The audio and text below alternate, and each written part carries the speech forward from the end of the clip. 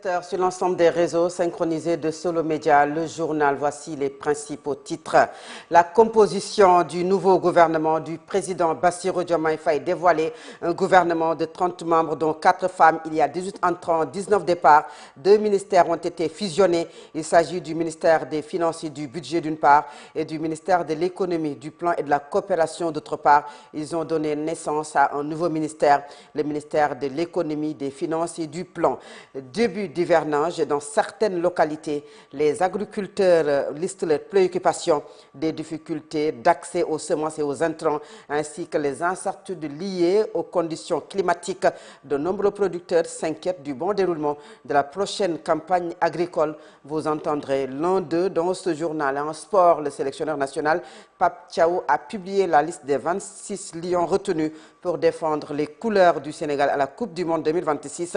Moustapha Mbou et Laye Camara ne figurent pas dans la liste définitive des 26 joueurs du Sénégal pour la Coupe du Monde 2026. Vous aurez les détails dans la page sportive avec Al-Amin Senghor. L'Inter et la revue de la presse mettront un terme à cette édition.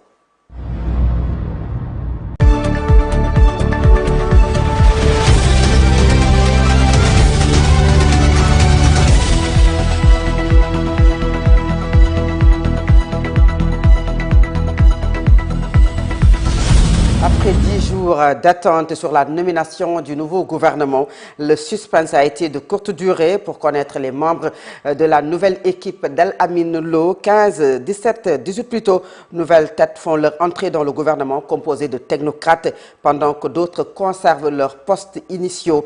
Les détails avec Ibrahim Khalil Djemé. Après 10 jours de suspense liés à l'attente de la nomination du nouveau gouvernement, après le limogeage de Ousmane Sonko au poste de Premier ministre et la dissolution de son gouvernement, Ahmadou Al-Amin Lo, le nouveau Premier ministre dévoile enfin la composition de son gouvernement. Ils sont au total 30 ministres choisis pour accompagner le président de la République dans ses fonctions. Parmi les ministres de l'équipe actuelle, 15 nouveaux figures font leur entrée. Il s'agit de Maître Moussa Sarr qui s'occupe de la justice, Amadou Makhtar Cissé, ministre de l'Intérieur, Boubacar Camara, ministre de l'Enseignement supérieur, Idrissa Samb, ministre de l'Emploi et de la Formation professionnelle et technique, Bakary Sarr, ministre de la Communication et Relations avec les institutions, Aliou Gorgui Diouf, ministre de l'Environnement et de la Transition écologique, Ami Mara, ministre des Pêches, Angélique Selbe Diouf s'occupe de la famille et de l'action sociale, Abdullah Ndiaye s'occupe des transports terrestres et aériens. Mamadou Lamine Dianté, ministre de la fonction publique. Girey Clotine Kolia s'occupe du sport et de la jeunesse. Cheikh Omar Ba, ministre de l'agriculture et de l'élevage. Alpha Thiam, ministre de la culture et du tourisme. Samba Diouf s'occupe de la communication, des télécommunications et du numérique. Et Cheikh Oumar Seck, ministre des mines et de la géologie. 4 autres ministres sont nommés auprès des ministres des Finances, de l'Économie, de l'Agriculture et de l'Artisanat. Parmi les anciens ministres, certains gardent leur poste, tels que Déthié Fall reste aux infrastructures. Cheikh Tidiane Dièye, lui, s'occupe toujours de l'hydraulique et de l'assainissement. Alioune John à la microfinance, Ibrahim à la santé, Moustapha Mabagirassi s'occupe toujours de l'éducation nationale. Cheikh Niang reste aux affaires étrangères, l'intégration africaine et des Sénégalais de l'extérieur. Cheikh Diba reste au ministère de l'économie, des finances et du plan. Moussa Bala Fofana reste aux collectivités territoriales et urbanisme. Et Seringueye Diop au ministère de l'industrie et du commerce. Ibrahim Khalil Djemé, une composition marquée par la présence de plusieurs cadres de PASTEF à des postes stratégiques, mais également d'alliés, de technocrates. Entre continuité politique et réaménagement institutionnel, ce gouvernement dirigé par Al-Amin Lo est perçu par certains observateurs comme l'expression d'une cohabitation douce destinée à préserver la stabilité de l'État, à poursuivre les réformes engagées. Djibril Niane revient avec plus de détails. 10 jours sans gouvernement. L'attente se prolonge après la nomination de Al-Aminou Lo, 10 jours après le limogeage de Ousmane Sonko, de la primature et la dissolution du gouvernement. Le Sénégal demeure toujours dans l'attente de la formation d'une nouvelle équipe gouvernementale. Une situation inédite qui suscite interrogation et attente au sein de l'opinion publique. Pourtant, le président de la République, Bassirou Diomaye Diakhar Faye, a déjà nommé Al-Aminou Lo au poste de premier ministre. Mais depuis cette désignation, aucun décret portant nomination des membres du gouvernement n'a encore été publié. Le nouveau chef du gouvernement poursuit ses consultations en vue de constituer une équipe capable de répondre aux priorités du moment. Cette période de transition intervient dans un contexte économique et social particulièrement exigeant. Le pays doit faire face aux répercussions d'une crise internationale persistante, marquée notamment par la hausse des prix du pétrole sur les marchés mondiaux, avec des conséquences directes sur le coût de la vie. À cela s'ajoutent les défis liés à l'emploi des jeunes, à la souveraineté économique, à la maîtrise des finances publiques et à la mise en œuvre des réformes promises par les nouvelles autorités. Si la continuité de l'État est assurée par l'administration, l'absence d'un gouvernement pleinement opérationnel nourrit les attentes de nombreux Sénégalais. Pour les observateurs, la composition de la future équipe ministérielle constituera un signal fort sur les orientations du nouveau Premier ministre et les priorités du chef de l'État pour les mois à venir. En attendant l'annonce officielle du nouveau gouvernement, le Sénégal reste suspendu à une décision très attendue qui ouvrira une nouvelle séquence de la vie politique nationale. Djibril Niane, le nouveau gouvernement du Sénégal est désormais connu. Plusieurs ministres issus des partis alliés ou proches de l'ancien Premier ministre Ousmane Sonko conservent leur poste au sein du gouvernement d'Al-Aminou Lo. Certains ont toutefois changé de portefeuille ministériel par rapport au précédent gouvernement. Tout cela, nous voyons tout cela avec Al-Amin Senghor. Composé de 30 ministres, le nouveau gouvernement dirigé par Ahmadou Al-Aminou Lo maintient plusieurs figures de la coalition présidentielle et des alliés de PASTEF. C'est notamment le cas du docteur Serigne Gueye Diop qui conserve son poste de ministre de l'Industrie et du Commerce. Même stabilité au ministère de l'Hydraulique et de l'Assainissement où Cheikh Tidiane Dièye est reconduit, leader du mouvement politique Avenir Sénégal bi ñu bokk, le Sénégal que nous voulons, l'ancien candidat à l'élection présidentielle 2024 qui avait retiré sa candidature avant d'appeler à voter pour Diomaye Faye, poursuit ainsi sa mission au sein du gouvernement. Au ministère de l'Éducation nationale, aucun changement non plus. Moustapha Mamba Guirassy reste en poste. Déthié Fall conserve également le portefeuille des infrastructures. D'autres membres du gouvernement sont reconduits, mais avec de nouvelles responsabilités. Ainsi, Dr Abdourahmane Diouf, précédemment ministre de l'Environnement, hérite désormais du ministère de l'Énergie et du Pétrole. Il succède à Birame Souleye Diop, qui occupait ce poste depuis 2024. L'ancien directeur général de l'Agence de développement et d'encadrement des PME, ADPME, Alpha Thiam, fait son entrée au gouvernement en prenant les rênes du ministère de la Culture, de l'Artisanat et du Tourisme. Quant à Boubacar Camara, jusque-là ministre secrétaire général du gouvernement, il est nommé ministre de l'Enseignement supérieur, de la Recherche et de l'Innovation. Allié de PASTEF ou proche du leader Ousmane Sonko, ses responsables ont choisi de poursuivre l'aventure gouvernementale alors même que l'ancien Premier ministre avait affirmé qu'il ne participerait pas à ce nouvel attelage gouvernemental. Al-Amin Senghor, l'accent mis sur l'agriculture avec la nomination de Serigne Momar Ba ainsi que la présence de personnalités clés comme Mouhamadou Makhtar Cissé, Moustapha Guirassy, Ibrahim Sy de la Santé et Yankoba Diémé au ministère des Forces armées pourrait favoriser des avancées concrètes dans plusieurs secteurs stratégiques. Des interrogations subsistent toutefois sur la durée de vie de cette équipe gouvernementale et sur sa capacité à agir efficacement dans un contexte marqué par la majorité écrasante de PASTEF à l'Assemblée nationale. Ce sont là les éclairages de Pape Abdou Fall. Il est analyste politique. Je vous propose de le suivre. Il est joint au téléphone par Mariam Sodendiaï. Certainement, nous y reviendrons dans nos prochaines éditions. Parlons toujours de la formation de ce nouveau gouvernement avec la création d'un grand ministère regroupant l'économie, les finances, la coopération. Elle apparaît comme l'un des choix majeurs du président Bassirou Diomaye Faye, cette création ou bien cette fusion de ces ministères dans la nouvelle architecture gouvernementale présentée comme un levier pour renforcer la cohérence de l'action publique et améliorer le pilotage économique du pays. Cette réforme suscite autant d'espoir que d'interrogations. Si elle traduit une volonté affirmée de centraliser la gouvernance économique afin d'accélérer les décisions stratégiques, son succès dépendra surtout de sa capacité à produire des résultats concrets pour les populations, notamment en matière de coût de la vie, d'emploi et de gestion des finances publiques. Je vous propose d'écouter Serigne Fallou Mbacké.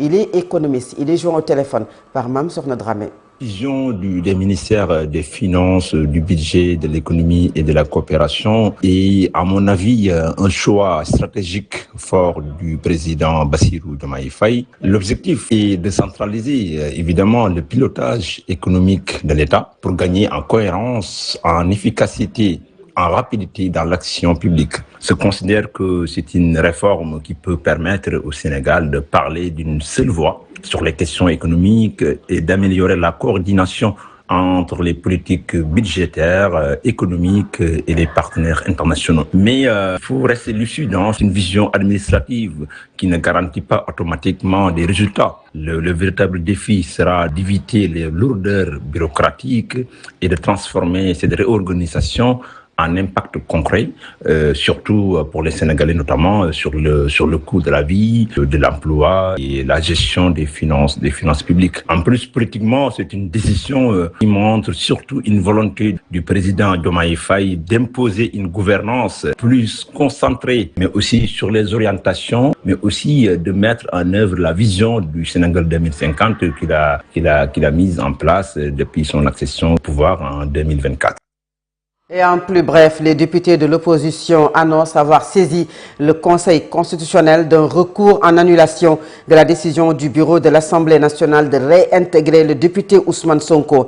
19 députés du groupe de l'opposition Takku Wallu et des non-inscrits estiment que Ousmane Sonko, le Premier ministre puis élu député en 2024, se trouvait dès son élection dans la situation d'incompatibilité prévue par l'article 54 de la Constitution. En conséquence, écrivent-ils à l'endroit du Conseil constitutionnel, en choisissant de conserver ses fonctions gouvernementales, il avait renoncé à son mandat de député au regard de la Constitution et du règlement intérieur alors applicable. Parlons de tout à fait autre chose. Santé. La Fédération des syndicats de la santé, F2S, passe à l'action pour exiger le respect des engagements de l'État, notamment sur le recrutement du personnel qualifié et sur le recasement de certaines catégories d'agents. Elle a décrété une grève hier lundi, marquée par le boycott des activités de vaccination, et une grève générale est prévue les 3, 4 et 5 juin. Je vous propose d'écouter Charsek. Il est le coordonnateur de la Fédération des syndicats de la santé F2S.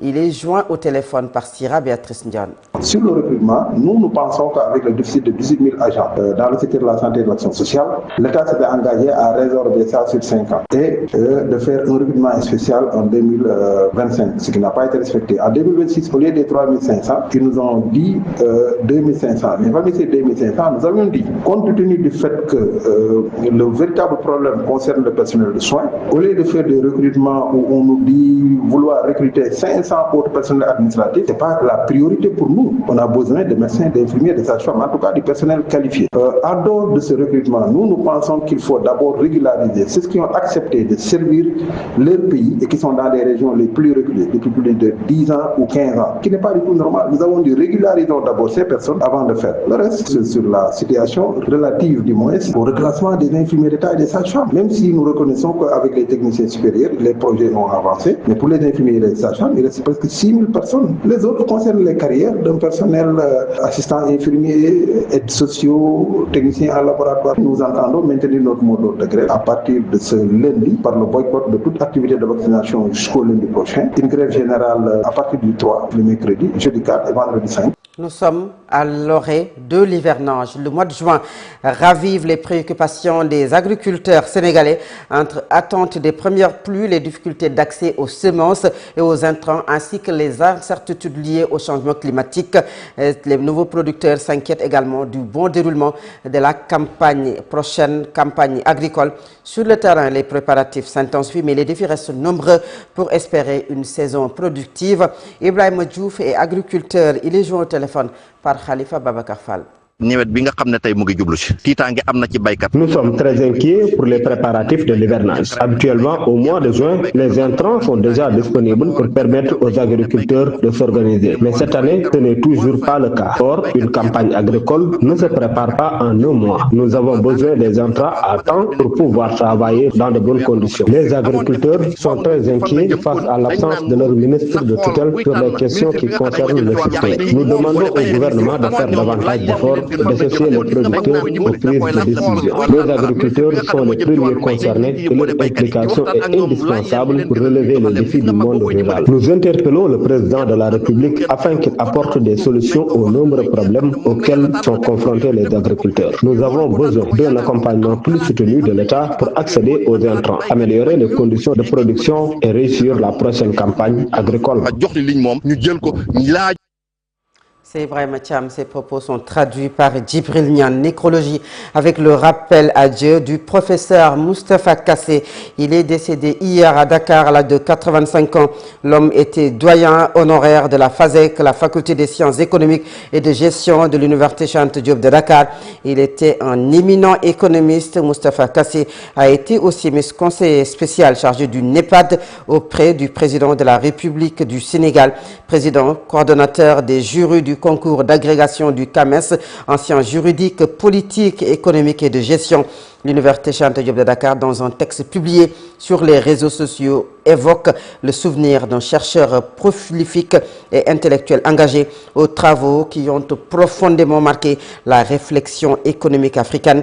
La levée du corps est prévue à 11h à l'hôpital Fann de Dakar, suivi de son inhumation à Touba. Solo Média présente ses condoléances à la famille estudiantine et puis à l'université et au peuple sénégalais. Et c'est la fin de la première partie de cette édition. La seconde partie, c'est la page internationale, le sport et la revue de la presse. À présent, l'Inter.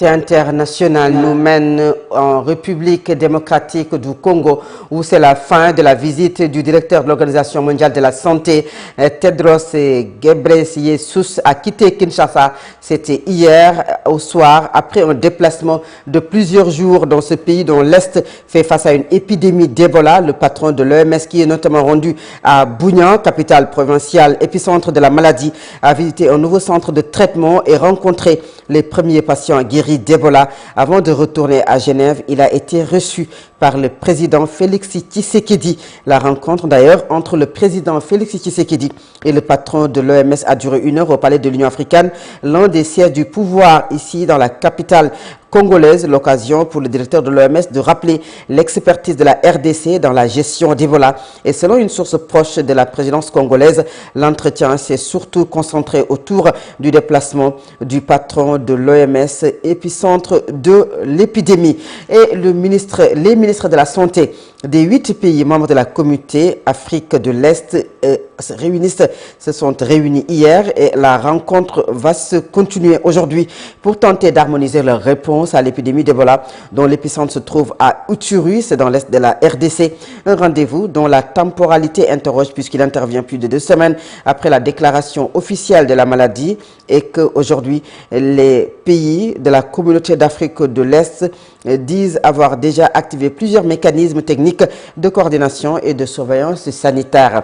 Et la guerre au Moyen-Orient, pour boucler cette page internationale, Israël et Hezbollah ont poursuivi leurs affrontements dans la nuit du 1er au 2 juin, malgré l'annonce par Donald Trump de l'accord pour cesser les hostilités avant un nouveau cycle de renégociation, entre Libanais et Israéliens ce 2 juin à Washington. Face à l'offensive israélienne au Liban, les gardiens de la révolution iranienne avaient menacé de leur côté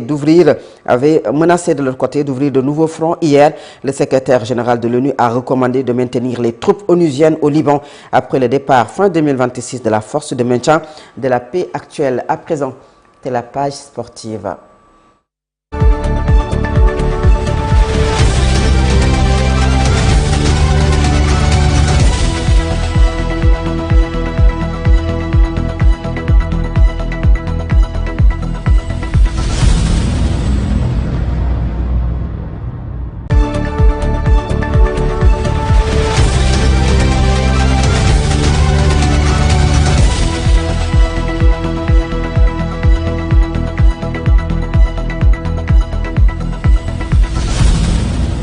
sport, Alamine Senghor, bonjour.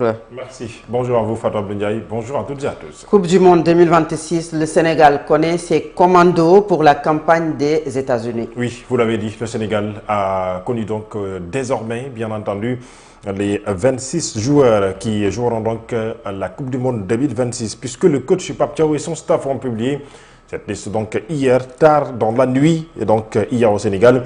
Ilaï Kamara et Moustapha Mbow sont donc les joueurs écartés. Bara Sapoko Ndiaye, la jeune pépite, évoluant donc au Bayern Munich, a été donc retenu dans ce groupe privé de la CAN au Maroc en raison d'une blessure. Ilaï Kamara, 23 ans, le latéral droit sénégalais, a été donc encore une fois écarté. Il voit son rêve de jouer la Coupe du Monde 2026 s'envoler.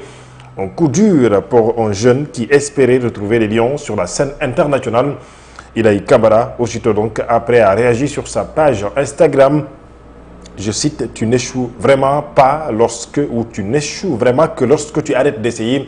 Fin de citation. Tu portes donc les portes qui se ferment, bien sûr. Aujourd'hui, prépare parfois celles qui s'ouvriront demain. Ne lâche rien. Le travail finit toujours par payer.